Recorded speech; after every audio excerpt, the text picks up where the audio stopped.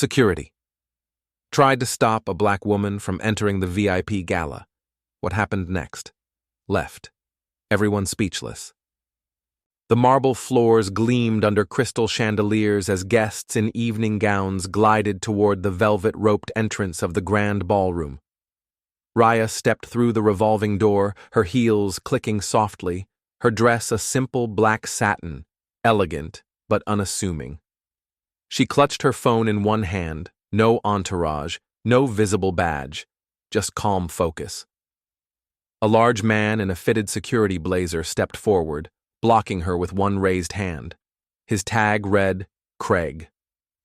"Ma'am," he said firmly. "This is a private event. You'll need to turn around." Raya stopped. "I'm invited," she replied, voice low but clear. Craig raised a brow. "Name?" "Raya Carter." He eyed her dress, then scanned the clipboard in his hand. He didn't scroll far. "I don't see your name." "I'm performing tonight," she added, trying to keep her tone level. Craig looked her up and down. "Performing?" She nodded once. "Yes." He let out a dry laugh. "Look, I've got actual celebrities rolling in every 10 seconds. I don't have time for this. I'm not asking for special treatment. Just let someone inside know I'm here." A sharp voice cut through the tension. She probably came for the free drinks. A blonde woman in a deep red dress had stepped out of line behind Raya, holding a champagne flute and wearing a half smile with full contempt. Her name tag read, Nina. "She's obviously not on the list," Nina added, sipping. "Let's not pretend." Raya turned slightly, meeting Nina's gaze.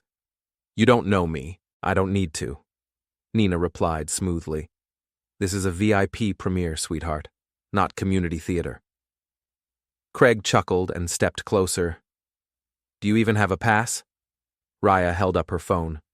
"Digital invite. Scannable. I got it this morning from my manager." Craig didn't reach for the phone. That could be anything. Screenshot. Mock-up. Happens all the time. "Or maybe you're not even looking," Raya said, her voice a shade colder now. There was a pause. Behind them, a few more guests had gathered, not helping, just watching. One of them raised their phones slightly, already recording. Nina leaned toward Craig with a mock whisper. "Security's slacking. Next thing you know, we'll have influencers sneaking in for selfies." Raya glanced at them both. Her hands weren't shaking, but her breath caught at the edge of her chest. "I'm not here for selfies," she said softly. "I'm here to work. I've earned this." Craig folded his arms. "Then you won't mind waiting? Outside." And just like that, the door behind the velvet rope closed again, and the crowd flowed in, leaving her behind. Raya stood still just outside the entrance, the sounds of laughter and clinking glasses muffled by the thick ballroom doors. She pulled up the QR code again on her phone and held it toward Craig. "This is the official invite. You can scan it." Craig didn't move. "I already told you. If you're not on my list, you're not getting in. We're not scanning just anyone with a screenshot." Raya frowned. "It's not just anyone. It's me, Raya Carter." "You think saying your name louder is going to help?" Craig asked, crossing his arms. Before Raya could respond, Nina turned her phone toward her. The screen was recording. "You know, it's actually kind of sad," Nina said, pretending to sigh. "Trying to sneak into a party like this, it's giving desperation." "I'm not sneaking in," Raya replied, her voice steady. "I was invited. I'm part of the program." Nina's tone turned syrupy. "Oh, I'm sure. And I'm Beyoncé's understudy." Craig laughed. A young hotel staffer walked by carrying a tray of hors d'oeuvres. He slowed when he noticed the scene, eyes darting from Raya to Craig, then to the guests recording. For a moment, Raya thought he might step in, but he didn't. Just offered a nervous smile and walked on. "I'm asking you one more time," Raya said, eyes locked on Craig. "Please check again, or call someone from the event team." Craig's jaw tightened. "I don't take orders from gatecrashers."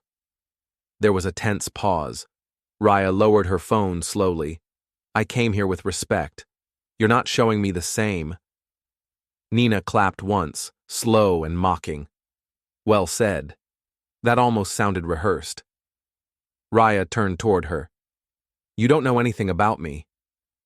I know enough, Nina said, smirking. You're not dressed for this. You came alone. No press badge, no PR handler, no diamonds. You're not part of this world. Raya's gaze hardened. You think this world is built on jewelry and plus ones? Nina tilted her head. No, darling, it's built on recognition, and no one recognizes you. For a split second, Raya felt her confidence slip. She looked down at her heels. Nothing fancy. Her phone buzzed in her hand. A text from her manager. We're setting up. Stage lights ready. Where are you? She didn't reply. Not yet. When she looked up again, 3 guests had joined Nina, watching the interaction unfold like a sideshow. One of them whispered something, and they all chuckled. Craig nodded toward the ballroom doors. You've got 10 seconds before I call someone to remove you. Raya didn't move. Raya took a slow breath and stepped back from Craig's looming stance. The air felt colder now, despite the summer heat outside. She looked around. No one intervened. Not the staff, not the guests, not even the concierge watching from across the lobby. She unlocked her phone and tapped a message. Blocked at the entrance. Security won't check the list. I'm still outside. She sent it to only one person. Leah, her manager. Craig noticed. Texting your ride? Raya glanced up. Texting someone who knows who I am. Nina scoffed. Sweetheart, if you have to tell people who you are, then you're clearly not important enough. Raya didn't reply. Her thumbs hovered over the screen, but her eyes stayed locked on Nina's smile. The kind that said, I win before you even try. Then Raya turned slightly, facing the glass entrance. Her reflection looked tired, but unbroken. Another buzz.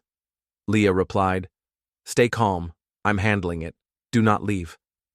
They'll call your name in less than 10. Raya's fingers tightened around the phone. Behind her, someone whispered, She's still here? And another. She really thinks she belongs. Raya turned back to Craig. You don't know it yet, she said softly. But this, right now, is going to age badly for you. Craig raised a brow. Is that a threat? It's a prediction. Then calmly, Raya walked to the side, not leaving, but positioning herself near the ballroom corridor. She stood alone, just beyond the velvet ropes, her back straight, phone in hand. She wasn't moving, not anymore. All right, that's enough, Craig snapped. He stepped past the velvet rope, voice louder than before. I gave you time. Now I need you to leave the area. Raya didn't flinch. You haven't checked the list. You haven't called anyone. You just assumed. You're still here because I've been patient, he shot back. But this is loitering. Guests turned. A few phones angled up again. Nina grinned, leaning against the doorframe. This is getting embarrassing. For her, obviously. A woman in a sparkly gown muttered, Just call someone already. She's making a scene. Raya's jaw tightened. I'm not making a scene. I'm being made into one. Craig stepped closer. Last warning. I will call security if you don't walk away. You already are security, she said, and you're not doing your job. He reached for his walkie. Copy. Need a second on ballroom entrance. Guest refusing to comply. You mean actress? Raya said. Her voice was even, unshaken. Craig's brows rose. Actress? She held his stare. Tonight's spotlight isn't yours. You're just standing in front of it. There was a beat of silence, then laughter from Nina. Too loud, too sharp. You're hilarious, she said. Are we in a movie now? No, Raya said, but you're about to be in one. Craig pointed toward the exit. Go. Now. I won't move, Raya said. Not because I'm stubborn, but because I belong here more than most people inside. A second security guard arrived, scanning the tension. "What's happening?" Craig responded without hesitation. "Trespasser. Escort her out." Raya didn't budge. "I suggest you reconsider," she said quietly. "This moment is being recorded. Not just by them," she nodded at the phones, "but by the people you'll answer to." She turned her eyes toward the hallway. Still no sign of help, still no spotlight, but she stood her ground. The doors to the ballroom closed behind the second guard as Raya stood just outside, her hands loosely at her sides. The hallway was quiet, too quiet. No one followed, no one spoke to her. Only the low thrum of music through the wall and the muffled echoes of applause from inside. She stood there, exiled in silence, uninvited in the eyes of everyone who never asked. Then, from inside the ballroom, the lights dimmed. The music dropped to a single piano note. A voice came through the speaker system, smooth, theatrical, official. "Ladies and gentlemen, thank you for joining us for the world premiere of Echoes of Silence." Raya's breath caught. Slowly, her eyes lifted toward the wall. "Tonight, we celebrate the film that shattered barriers before it even hit the screen." She didn't move. Inside, guests turned toward the stage. Nina sipped her drink lazily. Craig stood at the edge of the ballroom, arms crossed. "And now, the moment you've all been waiting for." The light at the center of the ballroom pulsed once, then again. "Please welcome the lead actress of Echoes of Silence." A pause. Raya Carter. Silence. The room froze. Craig blinked. Nina's hand stopped midair, champagne flute halfway to her lips. Someone near the front said aloud, "Wait, what?" Heads turned, phones raised. Craig's walkie crackled on his belt. The ballroom lights surged forward, and then the double doors at the back of the room opened. There stood Raya. Her posture hadn't changed. She didn't walk in fast. She didn't smile. She just stepped into the light, the exact same woman they had told to leave. Now, she was walking toward a standing ovation. Gasps spread like wildfire. A man from the production team sprinted over to Craig, whispering harshly, "She's the lead. You threw out the lead." Craig's face drained of color. Nina stared as Raya passed by. Their eyes met. Nina looked away. Raya kept walking, up the steps, onto the stage. The applause rose. She took the mic with one hand and waited. The crowd quieted like someone turned down the volume on the world. Then she spoke, clear, steady. "I almost didn't make it inside tonight." A few uneasy murmurs from the audience. Not because I was late or lost, but because I didn't look like someone who belonged. She paused. I was reminded in a dozen small ways that appearances still decide access. That silence is more comfortable than speaking up. Her eyes scanned the crowd. She didn't need to point anyone out. "But I also believe this. You can lock a door, you can block a hallway, but the light, the moment that's meant for you, it finds you anyway." Thunderous applause. Raya stepped back from the mic, her face calm. Her message delivered. Behind her, a giant screen lit up with her face, the movie's official poster. She was no longer that girl at the door. She was the name on the marquee. After the applause faded and the stage lights dimmed, Raya stepped down into a sea of eyes that now looked at her differently. Reverent, awkward, some wouldn't meet her gaze. Craig stood stiffly near the security post, lips tight, hands behind his back. The second guard beside him whispered, "That's her?" Craig didn't answer. Nina lingered near the sidebar, no longer smirking. Her phone was in her hand, but the camera wasn't on. She watched Raya like a mirror had been turned toward her, and she didn't like the reflection. Raya walked past her without a glance. Someone from the hotel's PR team approached Craig and quietly spoke to him. He nodded once, expression unreadable, and stepped out of the ballroom. Nina made a move to follow Raya, then stopped herself. For once, she had no clever line. Outside the hotel, the night air was soft. The crowd had thinned. A few journalists waited near the curb, unsure if they should call out to her. One finally did. "Raya, just one question.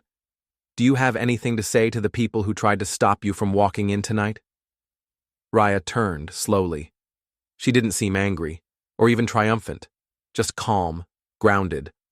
She looked at the reporter, then at the building behind her.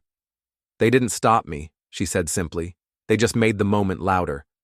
She smiled gently, nodded, and walked toward the car waiting for her at the curb. No music, no spotlight, just footsteps, quiet, steady, and unforgettable.